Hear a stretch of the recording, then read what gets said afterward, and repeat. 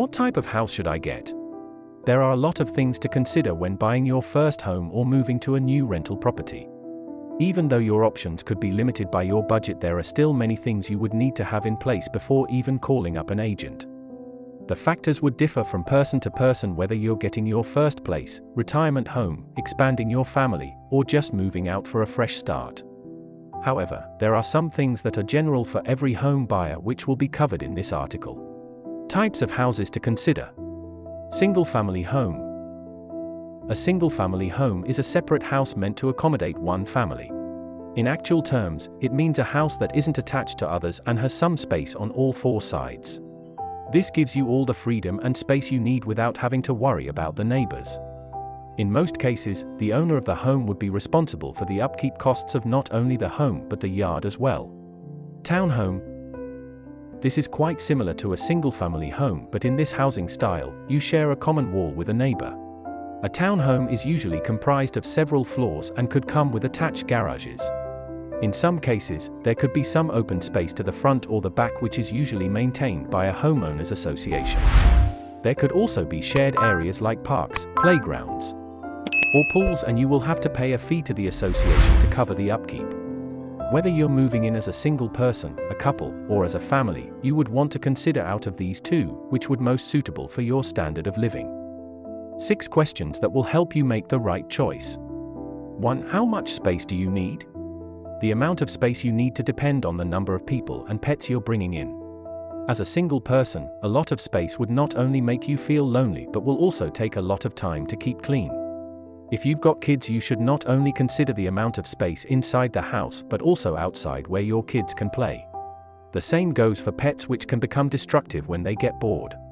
2. Do you like to make your own changes? If you're DIY obsessed, you should confirm that you're allowed to make changes to the place immediately you move in.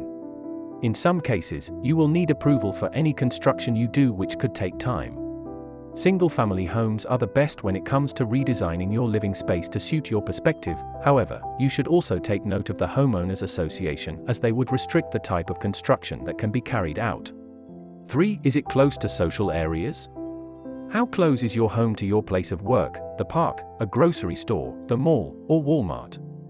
It is important that you do not live too far away from social places or areas where you can easily get social amenities. This is very important if you're living alone. While you would want some peace and quiet, you should consider how long it would take you to get to a shop or the hospital in case of an emergency, or how long it would take emergency services to get to you in your area. 4. Is the place secure? This might sound obvious, but when it comes to buying a house, you might find yourself stuck with a home in a neighborhood that gets robbed frequently just because the cost fits perfectly into your budget. You can easily check out the security data on the area or speak to your would-be neighbors about how secure the place is. Your agent should be able to give you a pretty good analysis, so you won't have to go through any hard work with this one. 5. How are the noise levels? Peace and quiet are very important for healthy living. If you're picking out a house, you won't want to make the right choice on the quality of the building and the size of the yard and end up having to worry about dog barks, train noises, or disturbances from other sources. You're less likely to get the right information on how peaceful the area is from the agent, but you can speak to your would-be neighbors and know more about the noise levels of the area. In most cases, you won't have to worry if you're going for a single-family home. 6. Are you ready to renovate? If you're not going for a rental property, you are more likely to encounter this. You might come across a home on the market that would cost you less than the actual value based on the fact that you would renovate the building or some parts of the building. This is a fair deal in most cases, but it would take you some time, so you won't be able to move in and start living immediately. Bottom line. With kids, you would need more space and would definitely spend more. If you own only pets and live alone, you would be better off searching for a townhouse where you would have neighbors. However, if you're looking towards having a garden, you might want to keep searching. There are so many factors to consider, but this article will help you narrow things down.